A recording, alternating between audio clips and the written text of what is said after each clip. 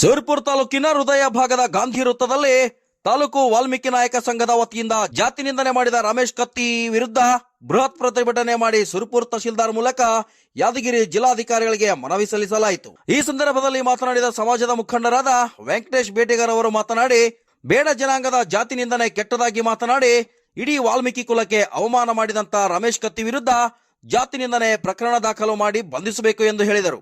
ಆಗದೇ ಇದ್ದಲ್ಲಿ ಮುಂದಿನ ದಿನಗಳಲ್ಲಿ ಉಗ್ರವಾದ ಹೋರಾಟ ಮಾಡಬೇಕಾಗುತ್ತೆ ಎಂದು ಎಚ್ಚರಿಕೆ ನೀಡಿದರು. ಬೇಡರ ಜಾತಿಯವರ ಕುರಿತು ಹೀನಾಯವಾಗಿ ಮಾತನಾಡಿದ ರಮೇಶ್ ಕತ್ತಿಯವರ ನಾಲಿಗೆ ಅವರ ನಿಜವಾದ ಸಂಸ್ಕೃತಿಯ ಕನ್ನಡಿ.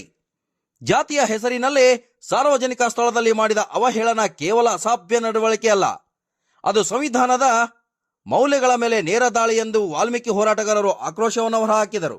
ಈ ಸಂದರ್ಭದಲ್ಲಿ ಭೀಮನಗೌಡ ಅಧ್ಯಕ್ಷರು, ನಾಗರಾಜ್ ನಾಯಕ್ ಪ್ಯಾಪ್ಲಿ, ರಮೇಶ್ ದೊರಿ, ಶಿವರಾಜ ವಾಗನ್ಗೇರಿ, ವೆಂಕಟೇಶ್ ಬೈರ್ಮಡ್ಡಿ, ಇನ್ನೂ ಅನೇಕ ವಾಲ್ಮೀಕಿ ಸಮುದಾಯದ ಕಾರ್ಯಕರ್ತರು ರಮೇಶ್ ಕತ್ತಿ ವಿರುದ್ಧ ಆಕ್ರೋಶವನ್ನು ಹೊರಹಾಕಿದರು.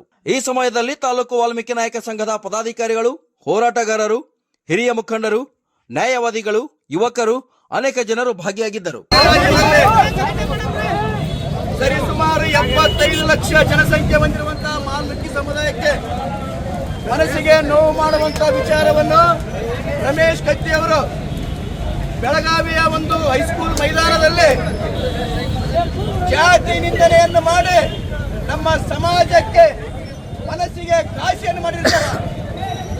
ಆದ ಕಾರಣ ಈ ಒಂದು ರಾಜ್ಯದಲ್ಲಿ ಕಾನೂನು ಸುವ್ಯವಸ್ಥೆಯನ್ನು ಹದಗೆಡಿಸುವ ದೃಷ್ಟಿಯಿಂದ ಈ ಒಂದು ನಮ್ಮ ಸಮಾಜದ ಬೆಳವಣಿಗೆಯನ್ನು ತಡೆಯಲಾಗದೆ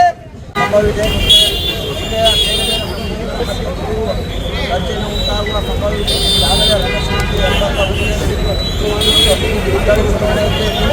ಮೂರು ತಿಂಗಳಿಂದ ಸತತವಾಗಿ ವಾಲ್ಮೀಕಿ ಸಮಾಜಕ್ಕೆ